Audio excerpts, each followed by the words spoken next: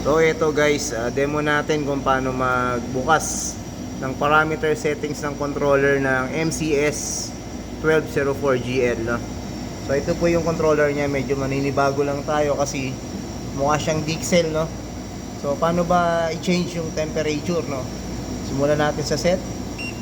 So ayan, naka 1 po siya, no? Ayan. Ang maximum set point niya ay 8. Ang pinaka lower set point niya ay 1. So nakaset po siya sa 1. Pindutin nyo lang po yung set.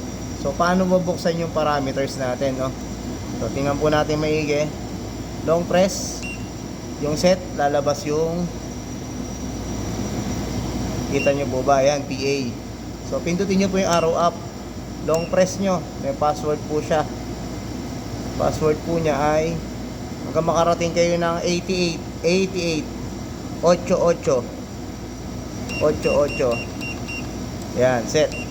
So yan yung E1, pindutin yung arrow down, lalabas yung value. So 01 siya, set. E2 value, ayan, set. E3, ito yung hysteresis or differential, naka 5 siya. So 5 minutes po yun, ha. E4, ayan, 3, E5 00, E6 00. So yung E6, yan po yung calibration probe po niya, no? So ganun lang po kadali magbukas. So yun lang po.